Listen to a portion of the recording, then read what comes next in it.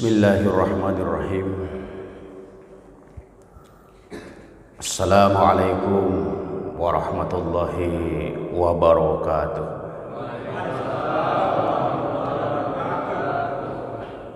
Alhamdulillahillazi arsala rasulahu bil huda wa dinil haqq liyudhhirahu 'ala ad-dini kullih wa kafa billahi shahida. Asyhadu an la ilaha illallah wahdahu la syarika lah wa asyhadu anna Muhammadan abduhu wa rasuluh la nabiyya ba'dah. Allahumma salli ala Muhammadin wa ala alihi wa sahbihi wa mawala amma ba'd. Qala Allah ta'ala fi kitabil karim, a'udzu billahi minasy syaithanir rajim. Ya ayyuhallazina amanu taqullaha haqqa tuqatih wa la tamutunna illa wa antum muslimun. Hadirin jamaah salat subuh yang dirahmati Allah Subhanahu wa taala. Tiada kata yang paling pantas senantiasa kita ungkapkan selain rasa syukur kita. Alhamdulillahi Rabbil Alamin, segala puji bagi Allah Tuhan semesta alam yang telah melimpahkan rahmat karunia serta berbagai macam kenikmatan, khususnya nikmat iman, Islam, kesempatan, waktu luang, sehingga pada kesempatan subuh ini Allah masih pilih kita untuk bisa hadir di dalam majelis yang penuh barakah ini. Setelah kita menunaikan kewajiban kita sebagai hamba yang mengaku beriman kepada Allah dan Rasulnya, yakni menunaikan sholat fardu subuh secara berjamaah. Salawat dan salam kepada Rasulullah mudah-mudahan selalu tersampaikan kepada junjungan kita Nabi Allah Muhammad sallallahu alaihi wasallam. Berkat perjuangan beliau, pengorbanan beliau, mujahadah beliau, Islam sampai kepada kita. Kita selalu berharap, berdoa semoga iman dan ketakwaan kita melalui keteladan Nabiullah Muhammad sallallahu alaihi wasallam kita menjadi orang-orang yang selalu tetap diistiqomahkan oleh Allah Subhanahu wa taala. Amin. Amin ya rabbal alamin. Majelis yang dirahmati Allah Subhanahu wa taala,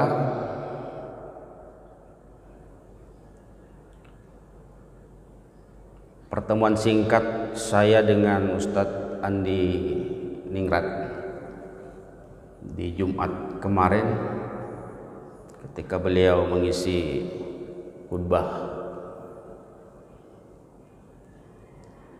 dan saya sangat terkesan dengan materi beliau. Saya ketika berkunjung di mana kota yang saya datangi selalu mencari, berupaya untuk bisa sholat di masjid-masjid yang memang menjadi kebanggaan daerah itu. Salah satunya kemarin saya sholat di sana, di Islamic Center kalau tidak salah ya. Saya insya Allah baru 4 kali ke Bulukumba ini. Kebetulan saya punya tetangga di Berau, Kalimantan Timur yang sudah menganggap saya sebagai orang tua. Tidak ada hubungan darah, tapi karena kekerabatan bertetangga saja, jadi saya dianggap orang tua, sehingga kalau setiap ada acara di sini saya berupaya untuk bisa hadir. Kebetulan dia menikahkan anaknya. Bapak Ibu hadirin majelis yang dirahmati Allah Subhanahu wa taala. Saya hadir di sini ya dengan pertemuan singkat dengan Ustadz Andi. Saya diberikan kesempatan untuk memberikan kultum. Kultum ini memang ya singkat, kuliah 7 menit atau paling lama 17 menit. Nah, kalau 70 menit itu lain kultum namanya. Mudah-mudahan lewat pertemuan ini Allah akan selalu memberikan panjang umur kepada kita sekalian dan memberikan kekayaan lahir dan batin. Karena sesungguhnya orang-orang yang kaya itu adalah orang-orang yang ketika waktu subuh dia berada di masjid menunaikan kewajibannya. Secara khusus kita laki-laki. Maka orang-orang yang kaya sesungguhnya adalah orang-orang yang sudah mampu melewati tidur lelapnya, sehingga dia bisa bersama-sama berjamaah melaksanakan sholat subuh di masjid. Sholat sunnah subuh saja itu melebihi apa yang ada di langit, apa yang ada di bumi, kata Rasulullah. Maka yakinilah kita yang hadir dalam kesempatan ini adalah orang-orang yang menjadi pilihan Allah untuk menjadi orang-orang kaya. Kaya lahir, kaya batin. Karena sesungguhnya kekayaan itu jangan selalu kita ukur dengan materi. Jangan selalu kita ukur dengan harta. Jangan selalu kita ukur dengan uang. Tentu tidak seperti itu. Tapi kekayaan hati, kelapangan dada, keikhlasan dalam melakukan amal-amal ibadah kita kepada Allah Subhanahu wa taala, ini yang tidak ternilai dengan berapapun jumlah rupiah. Makanya kalau kita melihat ada saudara-saudara kita yang secara finansial, keuangan dia melebihi di atas rata-rata, lalu kemudian tidak taat kepada Allah Subhanahu wa taala, bukan kekayaan yang sesungguhnya. Karena kekayaan yang sesungguhnya itu adalah ketika dia mampu menjadikan dirinya taat kepada Allah Subhanahu wa taala. Nah, mudah-mudahan majelis yang dirahmati Allah Subhanahu wa taala, kita termasuk orang-orang yang diberikan kekayaan itu secara terus menerus diistiqomahkan oleh Allah Subhanahu wa taala. Majelis yang dirahmati Allah Subhanahu wa taala, sudah 5 menit Pak, berarti sisa 2 menit ini kultum. Baru kita mau masuk materi. Makanya Ustaz Andi bilang tadi, memang jeda waktu subuh ini sangat singkat ya. Beda dengan tamasya, taklim, maghrib sampai isya. Saya punya channel, Daud Channel. Jadi ada kegiatan kita juga taklim ba'da maghrib sampai isya. Saya kasih judul tamasya. Itu agak panjang, 45 menit sampai 1 jam. Tapi tidak mengurangi kehikmatan kita, pertemuan kita pada kesempatan subuh ini. Mudah-mudahan saya nanti bisa tidak berpanjang ya, sesuai dengan waktu yang diberikan. Bapak Ibu hadirin majelis yang dirahmati Allah, nanti pada hari kiamat Allah kumpulkan manusia yang pertama lahir sampai terakhir meninggal dunia, yang kita kenal dengan padang mahsyar. Dikumpulkan manusia pertama yang dilahirkan sampai nanti yang meninggal dunia, dikumpulkan semua. Enggak kebayang oleh kita berapa banyak manusia, ratusan, miliaran, bahkan triliun, dikumpulkan oleh Allah di tempat yang penuh dengan harap-harap cemas, penuh dengan kekhawatiran, penuh dengan rasa ketakutan, sambil menunggu kapan pengadilan Allah akan dimulai. Kita di dunia begitu masuk ke ruang sidang ingin diadili oleh hakim, itu debar-debar jantung kita itu pasti akan sangat kencang. Ini di dunia. Keadilan yang masih bisa dibeli, keadilan yang masih bisa ditukar, keadilan yang masih dibolak-balikkan. Yang batil bisa menjadi benar, yang benar bisa menjadi salah, dibolak-balikkan. Itu sudah menjadi kita khawatir, harap-harap cemas. Tapi ini pengadilan Allah. pengadilan di mana yang tidak ada sogok menyogok, yang tidak ada suap menyuap. Maka setiap manusia yang hadir di padang mahsyar penuh dengan kegelisahan, penuh dengan rasa cemas, khawatir, takut. Sekelompok manusia berkata, sekiranya kita mohon kepada Allah Subhanahu wa taala agar kita diringankan dari penderitaan seperti keadaan hari ini. Minta kita syafaat kepada Allah, pertolongan kepada Allah, sekiranya kita bisa. Lalu sekelompok manusia ini datang menemui Nabi Adam alaihissalam. Dia bertemu dengan Nabi Adam alaihissalam, memohon kepada Nabi Adam agar Nabi Adam memberikan pertolongan dan syafaat untuk minta kepada Allah Subhanahu wa taala agar diringankan bebannya. Tapi begitu dia bertemu dengan Nabi Adam, apa kata Nabi Adam? Bukan tempatku hari ini untuk memberikan pertolongan dan syafaat kepada kalian. Benar memang aku yang dibuat oleh Allah, dari tangan Allah langsung diciptakan sebagai manusia pertama. Tapi aku punya dosa, punya hilang, punya salah. Malu aku dengan Tuhanku untuk meminta kepada Rabbku. Adam alaihissalam satu kali melakukan kesalahan, malu bertemu dengan Rabbnya. Adam sudah ditempatkan oleh Allah di surga, dilarang mendekati buah khuldi. Tapi karena digoda iblis, bukan didekati tapi justru dimakan. Maka kata Nabi Adam, aku tidak pantas untuk bertemu dengan Rabbku, malu aku. Satu kali melakukan kesalahan, Adam malu bertemu dengan Tuhannya. Bagaimana kita yang setiap hari, setiap saat menumpuk kesalahan, menumpuk maksiat, tentu akan jauh lebih malu kita bertemu dengan Rabb kita. Ini menggambarkan betapa Nabi Adam begitu dia melakukan kesalahan, dia bertobat kepada Allah Subhanahu wa taala, bermohon ampun kepada Allah Subhanahu wa taala, diwadikan oleh Allah, Rabbana dallamna anfusana wa illam taghfir lana wa tarhamna lanakunanna minal khasirin. Itu yang menjadi doa kita. Telah menzalimi diri sendiri. Ini Nabi Adam melakukan kesalahan dan dosa satu kali, tapi malu bertemu dengan Rabbnya, sehingga tidak ada peluang bagiku, kata Nabi Adam, untuk memohon syafaat dan pertolongan sebagaimana yang kalian inginkan. Akhirnya sekelompok manusia ini sudah dijelaskan oleh Nabi Adam kesalahannya, maka Nabi Adam memerintahkan kepada sekelompok manusia, temui Nabi Nuh. Beliau yang pertama diutus oleh Allah Subhanahu wa taala sebagai rasul.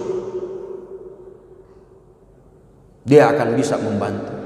Datanglah sekelompok manusia ini kepada Nabi Nuh alaihissalam, minta hal yang sama. Ya Nabi Allah, mohonkan kami kepada Allah untuk mendapatkan syafaat, mendapatkan perlindungan. Lagi-lagi hadirin majelis yang dirahmati Allah, sama saja jawabannya sebagaimana Nabi Adam. Kata Nabi Nuh, aku ini 950 tahun dihidupkan oleh Allah, berdakwah, berjuang, mengajak kepada Allah Subhanahu wa taala selama 950 tahun. Kurang lebih 9 orang saja pengikutku, kata Nabi Nuh. Bahkan anakku ingkar kepada ajaran yang aku sampaikan. Malu aku bertemu dengan Rabbku. Satu anaknya yang membangkang, tidak mengikuti dakwahnya Nuh alaihissalam, malu, kata Allah, kata Nuh, untuk bertemu dengan Rabbnya. Gimana kita Bapak Ibu? Anak 1, 2, 3, boleh 4, bisa jadi lebih daripada itu. Tidak membangkang 1, 2, 3, boleh lebih daripada itu. Anak yang kita punya berapa yang membangkang, berapa yang tidak mengikuti syariat. Nuh alaihissalam satu anaknya membangkang, malu bertemu dengan Rabbnya. Bagaimana kita yang hari ini anak lebih dari 2, anak lebih dari 3, lalu kemudian 1 pun tidak ada yang taat kepada Allah Subhanahu wa taala, tidak pernah mengikuti kajian-kajian, tidak pernah belajar agama, tidak pernah dipahamkan tentang al-Islam. Anak-anak perempuan kita mengumbar aurat kemana-mana, bergaul bebas. Ya Allah ya Rabbi, Nabi Nuh satu saja membangkang malunya kepada Allah Subhanahu wa taala. Bagaimana kita anak yang lebih dari satu lalu membangkang? Malu aku kata Nuh. Setelah menyampaikan hal yang serupa tentang dosanya, Nabi Nuh mengarahkan sekelompok manusia ini untuk bertemu dengan Nabi Ibrahim alaihissalam. Majelis yang dirahmati Allah Subhanahu wa taala. Ketika mereka bertemu dengan Nabi Ibrahim, jawaban pun sama. Setelah memaparkan tentang dosanya, Nabi Ibrahim itu selama hidup berdusta 3 kali. Pak, berdusta 3 kali, malu dengan Tuhan bertemu. Kita cek kebohongan kita berapa kali. Kalau anda bohong 1 hari itu ada yang hilang rasanya.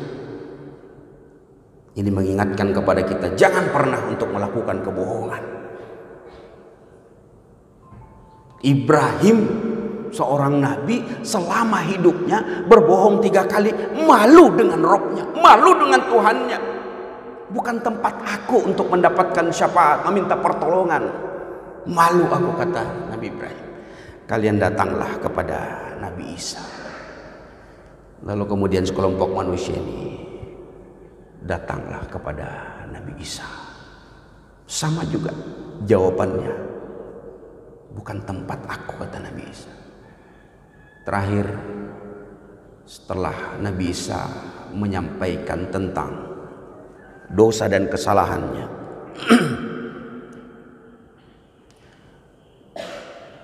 disuruhlah sekelompok manusia yang bertemu dengan Nabiullah Muhammad sallallahu alaihi wasallam.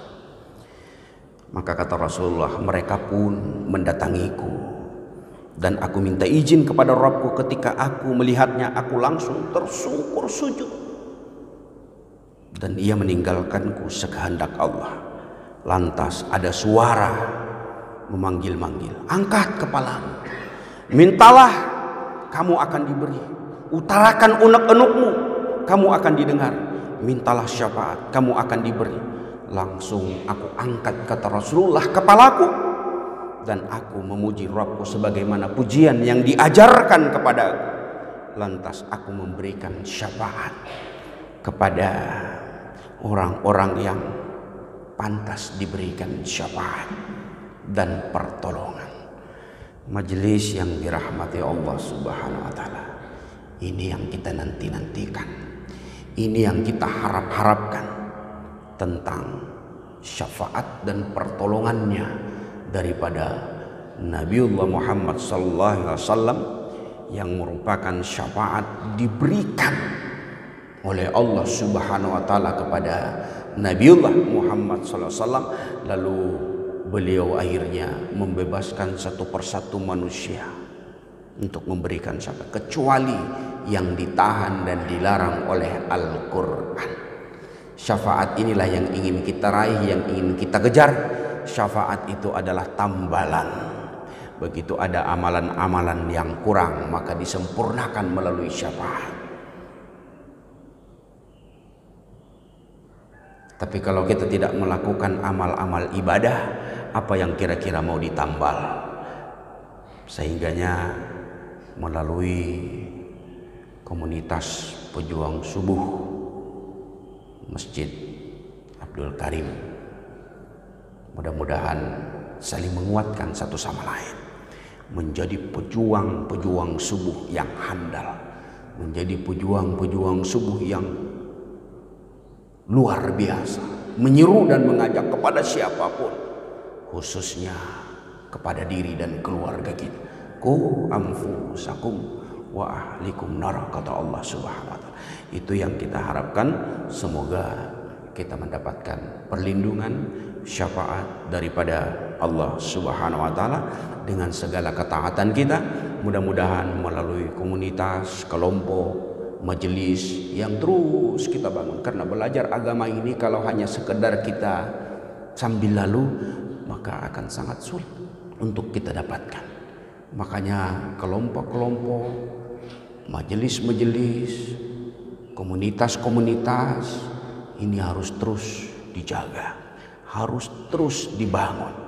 Karena dengan kebersamaan jamaah, dengan kebersamaan satu dengan yang lain bisa saling menguatkan.